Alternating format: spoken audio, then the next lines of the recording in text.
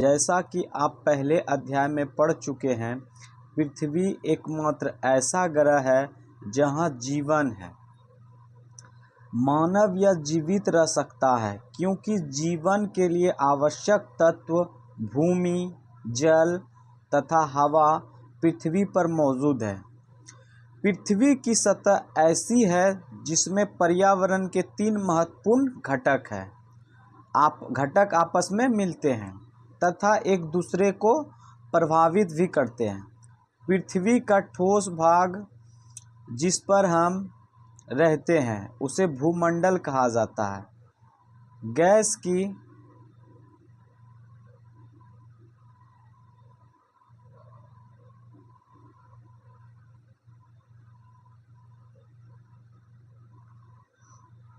ठोस भाग जिस पर हम रहते हैं उसे भूमंडल कहा जाता है। गैस की परतें जो पृथ्वी को चारों ओर से घेरती है उसे वायुमंडल कहा जाता है, जहां ऑक्सीजन, नाइट्रोजन, कार्बन डाइऑक्साइड तथा दूसरी गैसें भी पाई जाती है।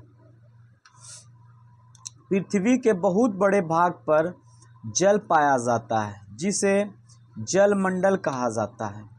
जलमंडल में जल की सभी अवस्थाएं होते हैं, जैसे बर्फ, जल, जलवाष्प सम्मिलित हैं।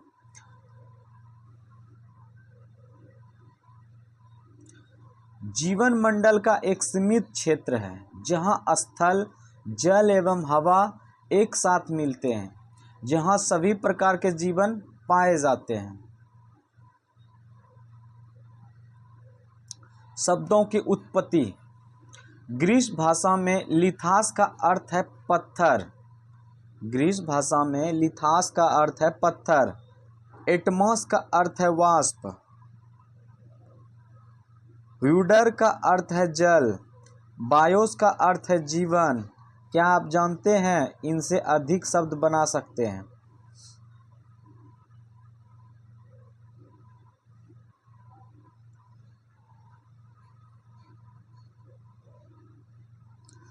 भूमंडल। अब भूमंडल को देखते हैं। पृथ्वी के ठोस भाग को भूमंडल कहा जाता है। पृथ्वी के ठोस भाग को भूमंडल कहा जाता है। यह भूपट्टी की चट्टानों तथा मिट्टी की पतली परतों का बना होता है जिसमें जीवों के लिए पोषक तत्व पाए जाते हैं। पृथ्वी की सतह को 2 मुख्य भागों में बांटा जा सकता है। बड़े स्थलीय भूभागों को महाद्वीप के नाम से जाना जाता है तथा बड़े जलाशय को महासागरीय बेसिन के नाम से जाना जाता है।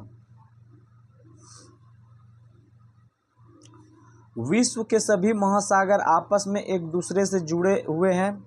चित्र 5.1 में पहले देख लेते हैं 5.1 किधर है चित्र।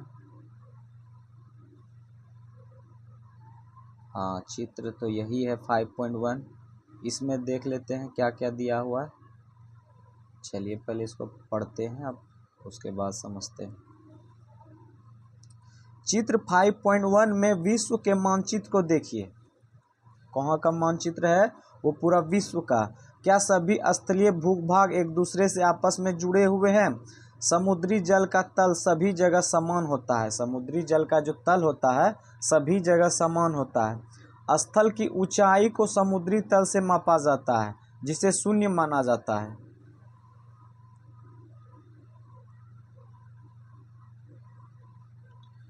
यही है, ये अफ्रीका महाद्वीप है, अटलांटिक है, ये हिंद महासागर है, ये एशिया, यूरोप, उत्तरी अमेरिका, प्रशांत महासागर, अंटार्कटिका, दक्षिण अमेरिका, ये सारा एक दूसरे से सब मिले हुए हैं।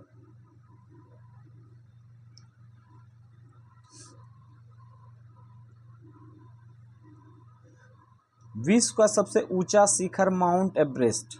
विश्व का सबसे ऊंचा शिखर है माउंट एवरेस्ट जो समुद्र तल से 8,848 मीटर ऊंचा है। ये घटते बढ़ते रहता है। अभी 8,850 मीटर दिखा रहा था, लेकिन एनसीईआरटी में 8,848 मीटर ऊंचा है। विश्व का सबसे गहरा भाग प्रशांत महासागर का मेरियाना गर्त है।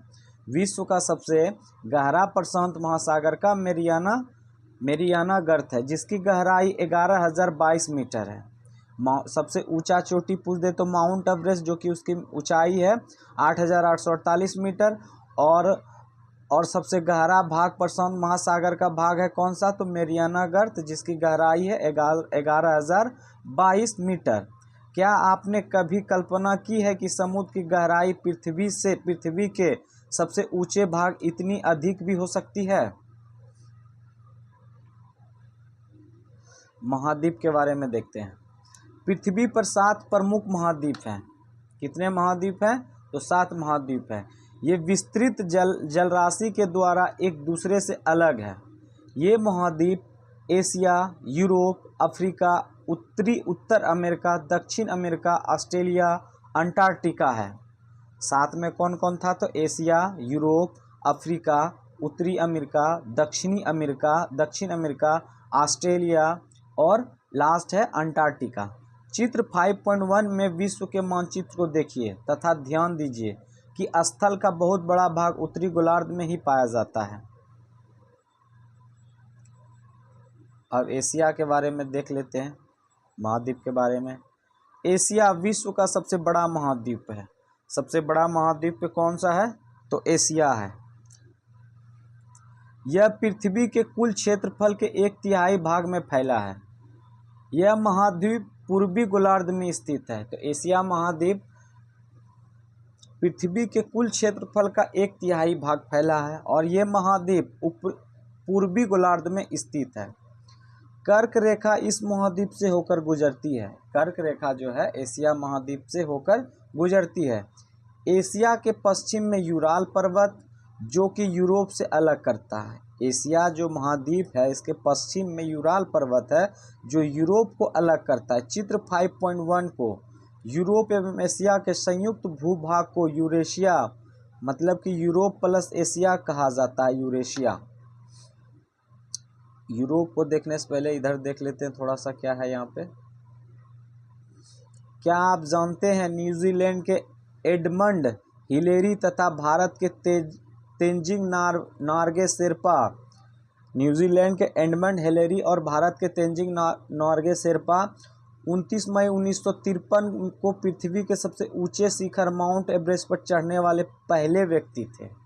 माउंट एवरेस्ट पर चढ़ने वाले पहले व्यक्ति कौन थे, तो न्यूजीलैंड के एडमंड हिलेरी और भारत के तेंजिंग नोर्गे शेरपा, जो कि 29 मई को 1953 में ये दोनों चढ़ने वाले थे।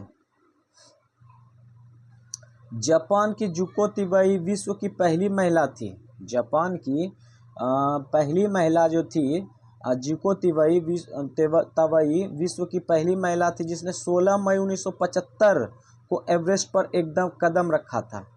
बिछेंद्री पाल भारत की पहली महिला थी जिसने 23 मई 1984 को एवरेस्ट पर अपना कदम रखा। अब यूराल को देखते हैं। एशिया पढ़ लिए, अब यूराल को देखते हैं। यूराल जो पर्वत था एशिया में ही, यूरोप के बारे में। एशिया महाद्वीप के बाद अब यूरोप महाद्वीप को देखेंगे। यूराल पर्वत नहीं है, यूरोप महाद्वीप है ये, उसको अब देखते हैं। एशिया से बहुत छोटा, एशिया से यूरोप जो है एशिया से बहुत छोटा है। यह महाद्वीप एशिया के पश्चिम में स्थित है। कहाँ है, तो एशिया महाद्वीप के पश्चिम में स्थित है। आर्कटिक वृत्त इससे होकर गुजरता है। वहाँ कर्क रेखा गुजरता था, यहाँ कौन गुजरता है, आर्कटिक वृत्त यूरोप महाद्वीप से होकर गुजरता है। ये 3 तरफ से जल से घिरा हुआ, अगर पूछ दे तीनों तरफ जल से घिरा हुआ महाद्वीप कौन है, तो यूरोप हो जाएगा। विश्व के मानचित्र को देखिए एवं इसकी स्थिति को पता लगाइए। एशिया हो गया, यूरोप हो गया। अब हम लोग अफ्रीका को देखेंगे। अफ्रीका महाद्वीप एशिया के बाद विश्व का दूसरा सबसे बड़ा महाद्वीप अफ्रीका है। एशिया के बाद दूसरा सबसे बड़ा महाद्वीप कौन है, तो अफ्रीका है। विषुवत वृत्त या 0 अक्षांश विषुवत वृत्त या 0 डिग्री अक्षांश इस महाद्वीप के लगभग मध्य भाग से होकर गुजरती है। विषुवत वृत्त या 0 डिग्री अक्षांश जो है अफ्रीका महाद्वीप के लगभग बीचों बीच मध्य भाग से होकर गुजरती है। अफ्रीका का बहुत बड़ा भाग उत्तरी गोलार्ध में स्थित है। अफ्रीका का जो बहुत बड़ा भाग जो होता है, मेन पार्ट, वो उत्तरी गोलार्ध में स्थित है। चित्र 5.1 को देखिए, आप पाएंगे कि यह एक ऐसा महाद्वीप है जिससे होकर कर्क, विषुवत तथा मकर तीनों रेखा गुजरती है। पहले देखिए एशिया में कर्क रेखा गुजरते थे, और फिर उसके बाद एशिया के बाद क्या था, एशिया के बाद था यूरोप, इसमें आर्कटिक वृत्त गुजरते थे। और अब अफ्रीका में क्या हो गया, अफ्रीका में तीनों विषुवत, मकर, और आप पाएंगे कि ऐसी महाद्वीप होकर कर्क, विषुवत, मकर, ये तीनों गुजरते हैं। तो तीनों रेखाएं गुजरने वाला महाद्वीप कौन है, तो अफ्रीका है। सहारा रेगिस्तान विश्व का सबसे बड़ा गर्म रेगिस्तान है, जो कि अफ्रीका में ही स्थित है। ये सबसे वेरी इंपॉर्टेंट लाइन है। सहारा रेगिस्तान जो है ना, विश्व का सबसे बड़ा गर्म रेगिस्तान है, जो वह कहाँ पाया जाता है, तो अफ्रीका महाद्वीप में पाया जाता है। यह महाद्वीप चारों तरफ से समुद्रों एवं महासागरों से घिरा है। यह महाद्वीप चारों तरफ समुद्र एवं महासागरों से घिरा हुआ है। चित्र 5.1 में विश्व का मानचित्र को देखिए, आप देखेंगे कि विश्व का सबसे लंबी नदी नील नदी अफ्रीका से होकर गुजरती है। देखिए कितना बहुत कुछ पाया जा रहा है इसमें। सबसे बड़ा महाद्वीप है सेकंड, इसमें सबसे बड़ी लंबी नदी है अफ्रीका में जो है नील नदी, ये अफ्रीका महाद्वीप में होकर गुजरती है।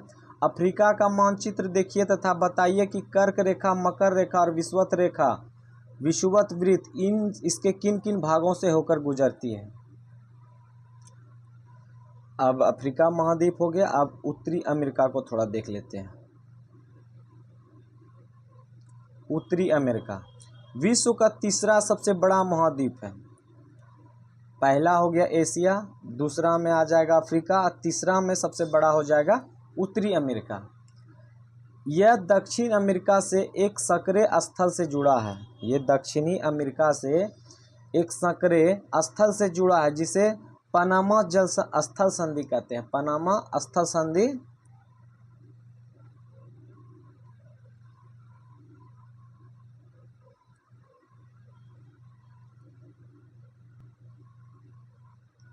पनामा स्थल संधि कहा जाता है। यह महाद्वीप पूरी तरह से उत्तरी एवं पश्चिमी गोलार्ध में स्थित है। उत्तरी अमेरिका महाद्वीप जो है ये पश्चिमी गोलार्ध में स्थित है, उत्तरी एवं पश्चिमी गोलार्ध में स्थित है। यह महाद्वीप 3 महासागरों से घिरा हुआ है। क्या आप इन महासागरों के नाम बता सकते हैं? अब बच जाएगा दक्षिण अमेरिका, इसको देख लेते हैं थोड़ा सा। पहले यहाँ पे क्या है, अच्छा पहले इसको भी पढ़ ही लेते हैं दक्षिण अमेरिका को, उसके बाद देखते हैं। दक्षिण अमेरिका का अधिकांश भाग दक्षिणी गोलार्ध में स्थित है। इसका पूरा भाग जो है दक्षिण में ही है। इसके पूर्व एवं पश्चिम में कौन से 2 महासागर स्थित है? विश्व के सबसे लंबी पर्वत श्रृंखला एंडीज, विश्व की सबसे, ये इंपॉर्टेंट लाइन है, विश्व की सबसे लंबी पर्वत श्रृंखला एंडीज इसके उत्तर से दक्षिण की ओर फैली हुई है। तो कहाँ? तो दक्षिणी अमेरिका महाद्वीप में। चित्र 5.1 दक्षिण अमेरिका में विश्व की सबसे बड़ी नदी अमेजन भी बहती है। दक्षिण अमेरिका में विश्व की सबसे बड़ी नदी अमेजन भी बहती है।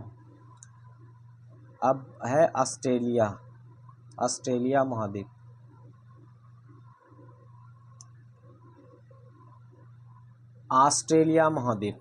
ऑस्ट्रेलिया विश्व का सबसे छोटा महाद्वीप है। ऑस्ट्रेलिया जो है विश्व का सबसे छोटा महाद्वीप है। और सबसे बड़ा महाद्वीप कौन हो गया?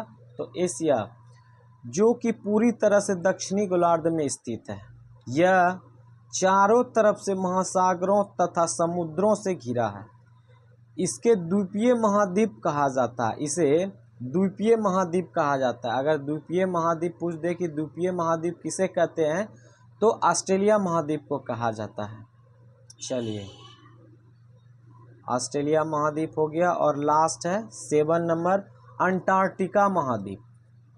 अंटार्कटिका महाद्वीप एक बहुत बड़ा महाद्वीप है, जो कि दक्षिणी गोलार्ध में स्थित है। दक्षिणी ध्रुव इस महाद्वीप के मध्य में स्थित है। चूँकि यह दक्षिण ध्रुव के क्षेत्र में स्थित है इसलिए यह हमेशा मोटी बर्फ़ की परतों से ढका रहता है। अगर यहाँ पे एक प्रश्न और बनता है, कौन सा ऐसा महाद्वीप है जो कि मोटी बर्फ़ के परत से ढका हुआ रहता है, तो अंटार्कटिका महाद्वीप हो जाएगा। यहाँ किसी भी प्रकार की अस्थायी मानव निवास नहीं है। उतना बर्फीला इलाका है तो कौन वहाँ निवास करेंगे। बहुत से देशों के शोध केंद्र यहाँ स्थित है।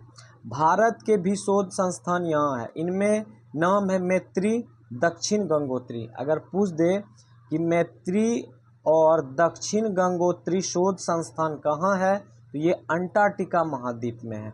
अब बचा है स्थल मंडल। पहले यहाँ से देख लेते हैं इसमें क्या दिया हुआ है, उसके बाद स्थल मंडल को भी देखेंगे। ये है स्थल संधि और जल संधि। भारत एवं श्रीलंका के बीच स्थित जल संधि के नाम बताओ।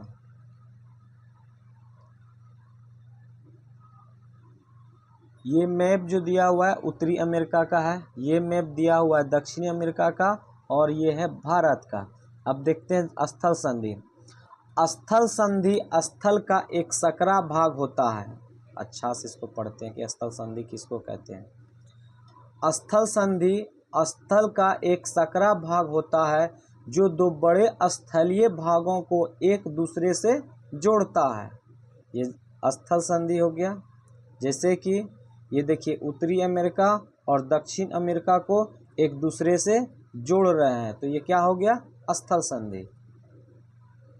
अब जल संधि को पढ़ते हैं कि जल संधि क्या होता है। जल संधि पानी का सकरा भाग होता है जो दो बड़ी जलराशि जैसे समुद्रों तथा महासागरों की एक दूसरे से जोड़ता है। फॉर एग्जाम्पल देखते हैं भाई किसको किसको जोड़ रहा है। तो यहाँ देखिए ये भारत है और यहाँ पे ये श्रीलंका है। एक दूसरे को क्या हो रहा है, यहाँ पे जुड़ा हो रहा है। भारत एवं श्रीलंका के बीच स्थित जल संधि का नाम बताओ। तो बंगाल की खाड़ी जल संधि, लक्षद्वीप, इधर अरब सागर। जल संधि का मतलब हो गया कि एक सकरा भाग जैसे समुद्र हो गया, ये एक दूसरे से जोड़ता है, महासागर हो गया। और स्थल संधि क्या हो गया, जैसे उत्तरी अमेरिका हो गया, दक्षिणी अमेरिका हो गया, दोनों का सीमा कुछ स्थल से मिलता है तो उसको हम लोग स्थल संधि कहते हैं। जल संधि समझ गए होंगे अच्छे से आप लोग। अब आगे की ओर बढ़ते हैं, जल मंडल के बारे में पढ़ेंगे।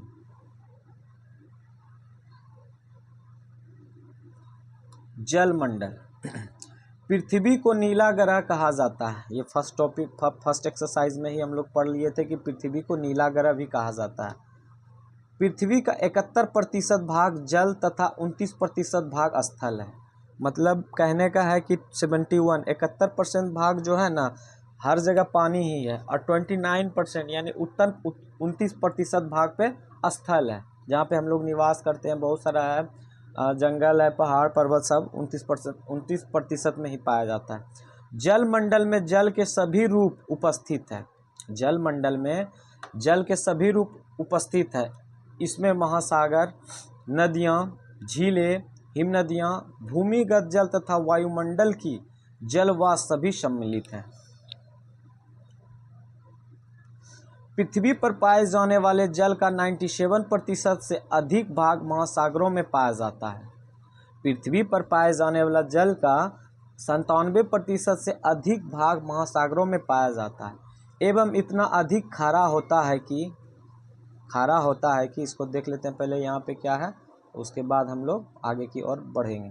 ये हो गया महासागर जिसमें 97.2% जल है, और यहाँ पे 2.77 और 2.8% हिम चादरों तथा भूगर्भ से संचित जल है, और 0.03% ये पीने योग्य अलवन जल है। मतलब इतना में 2.77 ही जल है पीने लायक, जिसमें कि पूरा महासागर का 0.03% पीने योग्य है। क्या है यहाँ पे, वह इतना अधिक खारा होता है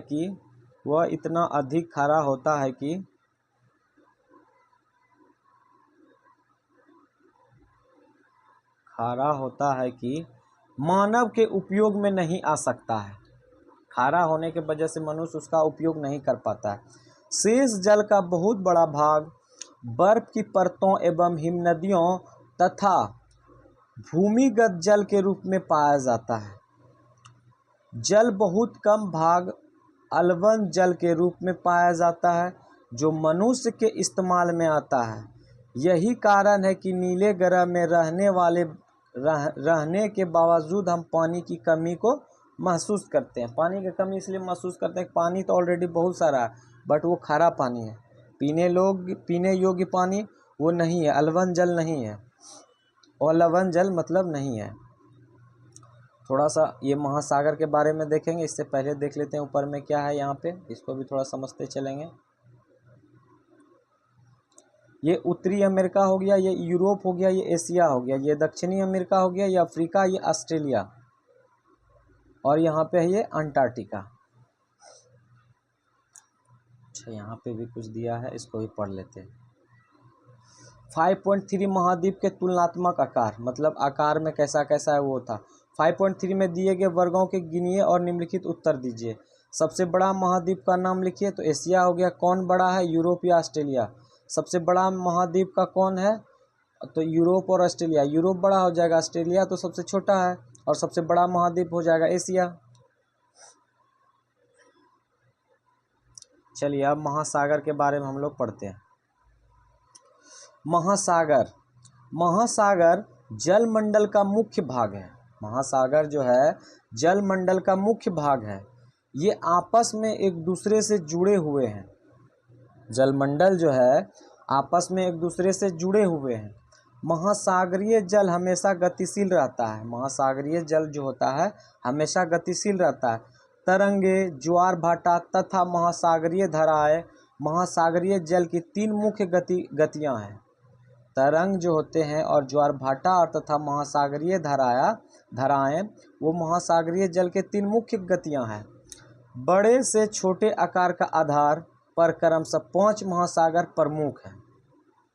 अब देखते हैं कि महासागर 5 हैं, तो कौन कौन सा है। बड़े से छोटे के आकार में 5 महासागर है। कौन सा है, तो सबसे पहला कौन हो जाएगा, तो प्रशांत महासागर जो कि सबसे बड़ा है। अटलांटिक महासागर, हिंद महासागर, दक्षिण महासागर तथा आर्कटिक महासागर। चित्र 5.1 में भी देख सकते हैं। तो कितने महासागर है, 5। महाद्वीप कितने थे, 7। महासागर कितने हैं, 5। 5 में कौन कौन सा, तो प्रशांत महासागर, अटलांटिक महासागर, हिंद महासागर और दक्षिणी महासागर तथा आर्कटिक महासागर। प्रशांत महासागर के बारे में थोड़ा सा देखते हैं अब यहाँ पर। प्रशांत महासागर सबसे बड़ा महासागर है। प्रशांत महासागर सबसे बड़ा महासागर है। यह पृथ्वी के 1/3 भाग में फैला है। पृथ्वी का जो है ना 1/3 रूप में वो फैला हुआ है। पृथ्वी का सबसे गहरा भाग मेरीना गर्त प्रशांत महासागर में स्थित है। पृथ्वी का सबसे गहरा भाग जो है मेरीना गर्त, जो कि 11,022 मीटर समथिंग कुछ था, तो वो पृथ्वी का सबसे गहरा भाग था, और जो कि कहाँ पाया जाता है, प्रशांत महासागर में ही है। प्रशांत महासागर लगभग वृत्ताकार है। प्रशांत महासागर कैसा है, आकार में, शेप में कैसा है, तो वृत्ताकार है, ये वृत्त के जैसा है। एशिया, ऑस्ट्रेलिया, उत्तर एवं दक्षिणी अमेरिका इसके चारों ओर स्थित है। प्रशांत महासागर के एशिया, ऑस्ट्रेलिया, उत्तरी और दक्षिणी अमेरिका ये चारों ओर महासागर के चारों ओर दिशा में है। चित्र 5.1 देखिए और तथा प्रशांत महासागर के चारों इन महाद्वीपों को स्थिति को पता लगाएं। अब हम लोग अटलांटिक महासागर को देखते हैं। अटलांटिक महासागर विश्व का दूसरा सबसे बड़ा महासागर है।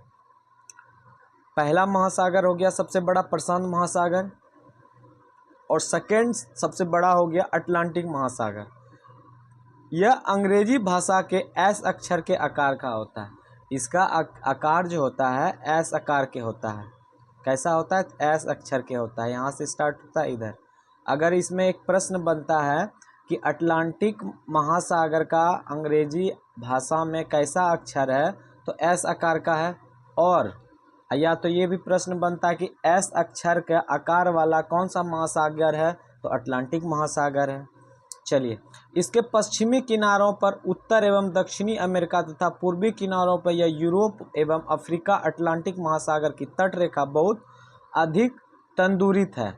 यह अनियमित एवं दंतुरित तट रेखा प्राकृतिक पोताश्रयों एवं पतनों के लिए आदर्श स्थिति है।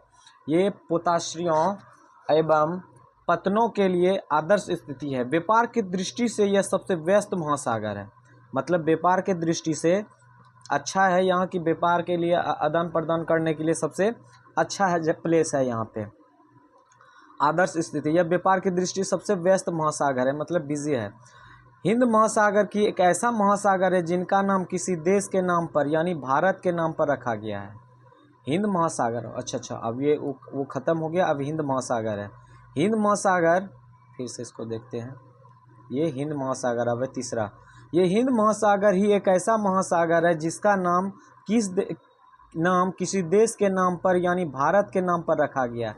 अगर यहाँ से एक प्रश्न और बनता है कि ऐसा महाद्वीप का नाम बताएं जो कि भारत देश के नाम पे रखा गया हो, तो वो है हिंद महासागर। यह महासागर लगभग त्रिभुजा आकार है। यहाँ से एक प्रश्न और बनता है कि त्रिभुजा आकार वाला महाद्वीप कौन सा है, तो हिंद महासागर है। एक वहाँ भी एस आकार का था, अब यहाँ है त्रिभुजा आकार, तो त्रिभुजा आकार वाला हो जाएगा हिंद महासागर। इसके उत्तर में एशिया, पश्चिम में अफ्रीका तथा पूर्वी ऑस्ट्रेलिया में स्थित है। ये 5 नंबर है, आर्कटिक महासागर उत्तर ध्रुव वृत्त में स्थित है। आर्कटिक महासागर जो है उत्तर ध्रुव वृत्त में स्थित है तथा यह उत्तर ध्रुव के चारों ओर फैला है। यह प्रशांत महासागर से छिछले जल वाले एक सक्रिय भाग से जुड़ा है जिसे बेरिंग जल संधि के नाम से जाना जाता है। यह उत्तर अमेरिका के उत्तरी तटों तथा यूरेशिया से घिरा है।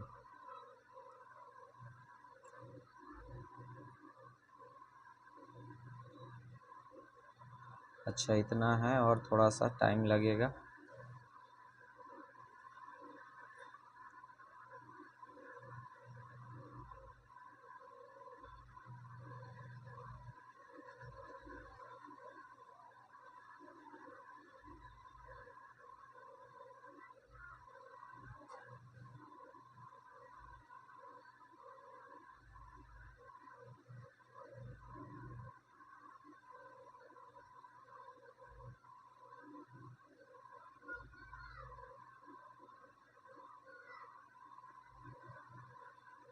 ये देख लिया, अंटार्कटिका उत्तरी तटों के यूरेशिया से घिरा है।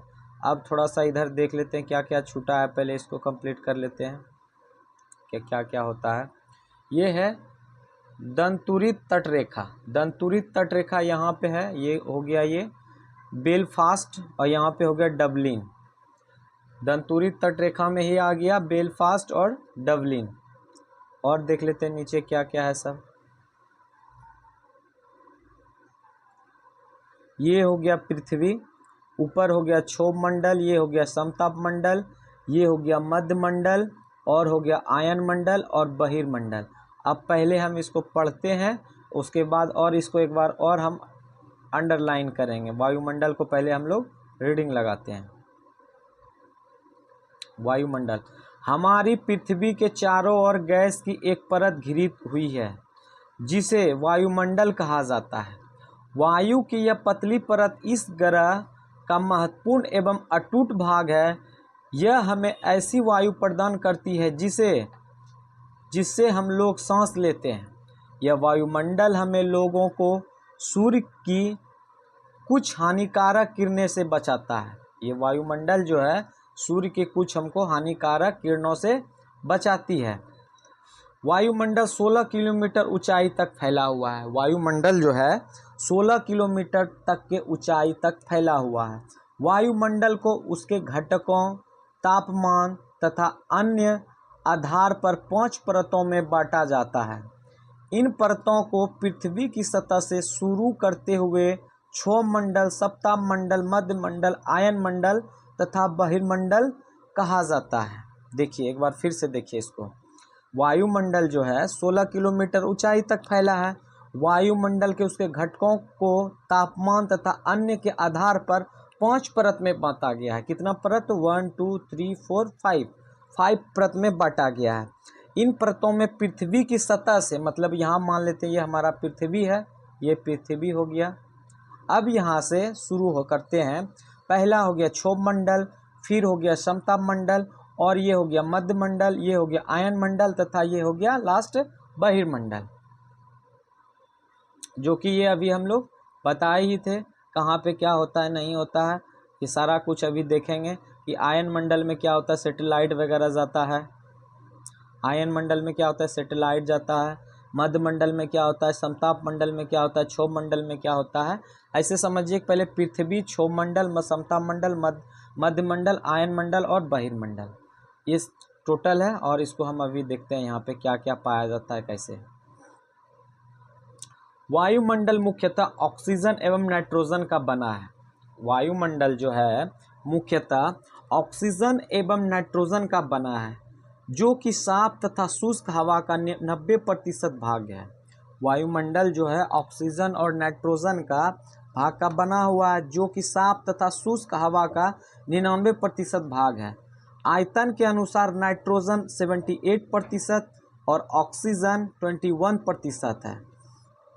अगर ये दोनों को मिलाते हैं तो 99% हो जाता है। तथा दूसरी गैस जैसे कार्बन डाइऑक्साइड, आर्गन इत्यादि की मात्रा 1% है। ये कार्बन डाइऑक्साइड तो शायद 0.033 शायद 3% होता है। ये दोनों मिला के टोटल 1% है। ऑक्सीजन सांस लेने के लिए आवश्यक है, जबकि नाइट्रोजन प्राणियों की वृद्धि के लिए आवश्यक है।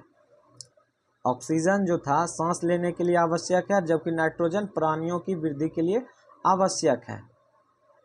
कार्बन डाइऑक्साइड यद्यपि बहुत कम मात्रा में होता है, लेकिन यह पृथ्वी के द्वारा छोड़ी गई ऊष्मा को अवशोषित करती है, जिससे पृथ्वी गर्म रहती है। यह पौधों के वृद्धि के लिए भी आवश्यक है। ऊंचाई के साथ साथ वायुमंडल का घनत्व भी भिन्न आती है। ऊंचाई के साथ साथ वायुमंडल के घनत्व में विभिन्नता भी आती है। यह घनत्व समुद्री तल पर सबसे अधिक होता है, तथा जैसे जैसे हम ऊपर की ओर जाते हैं यह तेजी के साथ घटता जाता है। मतलब ऊपर जाते हैं तो घटता है और समुद्री तल से अधिक होता है। ठीक है। आप जानते हैं कि पहाड़ों पर पर्वतारोहियों को हवा का घनत्व में कमी होने के कारण सांस लेने में कठिनाई होती है। ऊंचाई पर सांस लेने के लिए उन्हें अपने साथ ऑक्सीजन सिलेंडर लेके जाना पड़ता है। जैसे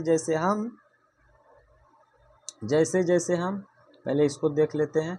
पर्वतारोही चित्र पॉइंट 5 में देखिए पर्वतारोही कैसे पर्वत पे चढ़ रहे हैं। ये हो गया वायुमंडल,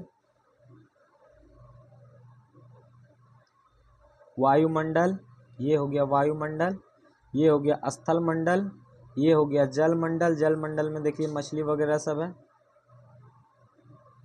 ये टोटल बन जाता है जैव मंडल। अब आगे की ओर देखते जाते हैं। ऊपर की ओर जाते हैं तापमान भी घटता जाता है। जैसे जैसे ऊपर जाते हैं तापमान भी घटता जाता है। वायुमंडल पृथ्वी पर दबाव डालता है। यह एक स्थान से दूसरे स्थान पर अलग अलग होता है। कुछ क्षेत्रों में हमें अधिक दाब महसूस होता है। क्योंकि हम लोग वहाँ पे सांस नहीं ले पाते हैं ना। जबकि कुछ क्षेत्रों में कम वायु उच्च दाब निम्न दाब की ओर बहती है। गतिशील वायु को पवन कहा जाता है। गतिशील वायु जो होते हैं उसको हम लोग क्या कहते हैं? पवन कहते हैं। अब देखते हैं जीव मंडल क्या है। जीव मंडल स्थल, जल तथा हवा के बीच का एक सीमित भाग है। जल मंडल जो है जल तथा हवा के बीच के एक सीमित भाग है। यह वह भाग है जहाँ जीवन मौजूद है। जीव मंडल जो है वह भाग है जहाँ जीवन मौजूद है, जहाँ हम लोग निवास करते हैं, रहते हैं।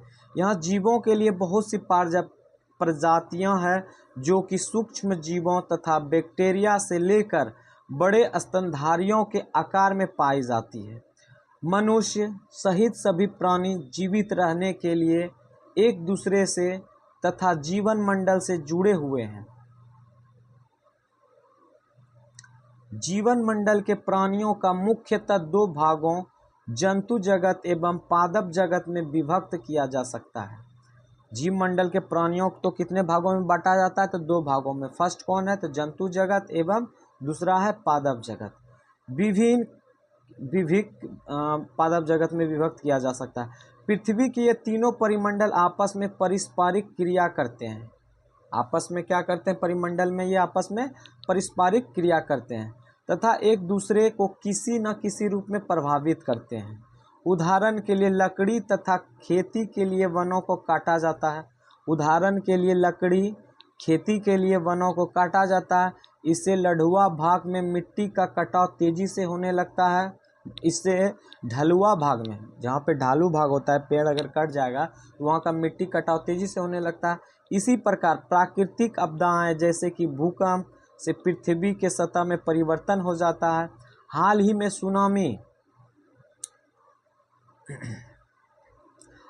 में सुनामी के कारण अंडमान निकोबार द्वीप समूहों के कुछ भाग पानी में डूब गया।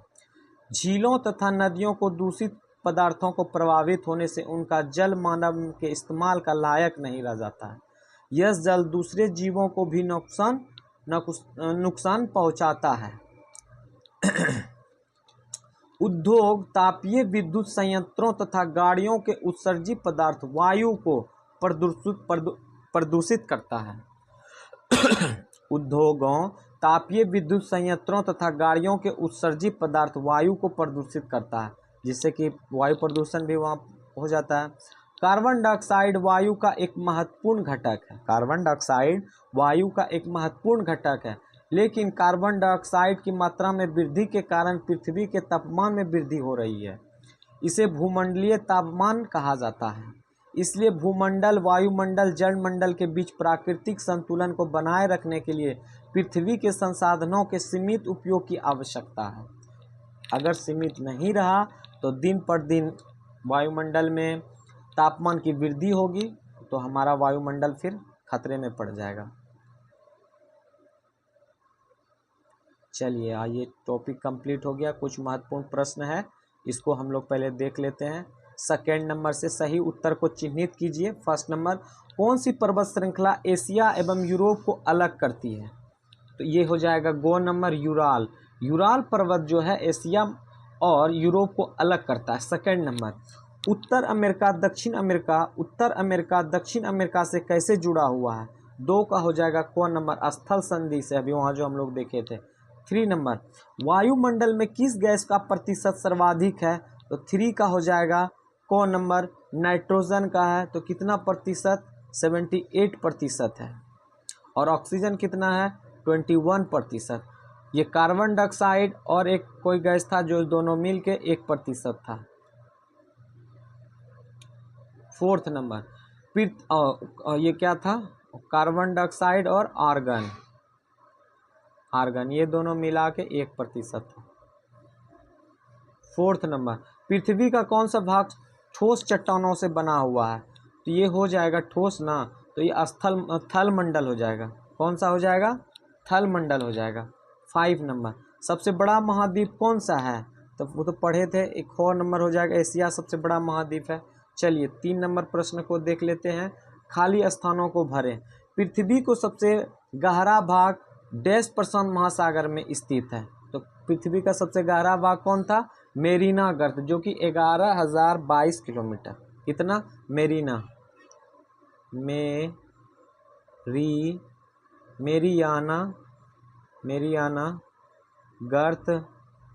गर्त। पृथ्वी के सबसे गहरा भाग मेरियाना गर्त प्रशांत महासागर में स्थित है। सेकंड नंबर, डैश महासागर का नाम देश के नाम पर रखा गया है? हिंद महासागर, पढ़े थे, जो कि भारत देश के नाम पे रखा गया था, हिंद महासागर। 3rd नंबर, डैश स्थल जल एवं हवा एक सीमित भाग में जीवन के लिए सहायक है? तो ये जीव मंडल हो जाएगा, जहाँ पे हम लोग रहते हैं, जीव मंडल। 4th नंबर, यूरोप एवं एशिया महाद्वीप को एक साथ डैश कहा जाता है? क्या कहा जाता है? Europe plus Asia. क्या कहा जाता है? ये उसको हम लोग पढ़े थे, Europe plus Asia, Eurasia.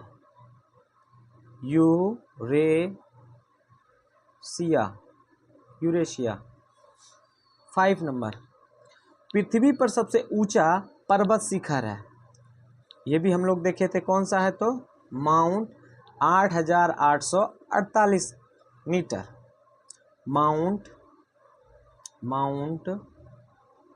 Mount Everest,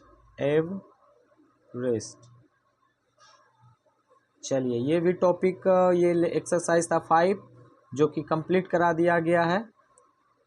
अब नेक्स्ट टॉपिक बच जाएगा हमारा 6, लेसन 6, जो कि आगे का क्लास में हम लोग देखेंगे। आज का टॉपिक था ये प्राकृतिक के प्रमुख परिमंडल, पृथ्वी के प्रमुख परिमंडल, लेसन 5 था। अब नेक्स्ट टॉपिक नेक्स्ट क्लास में, आज का क्लास यहीं पे समाप्त करते हैं। धन्यवाद।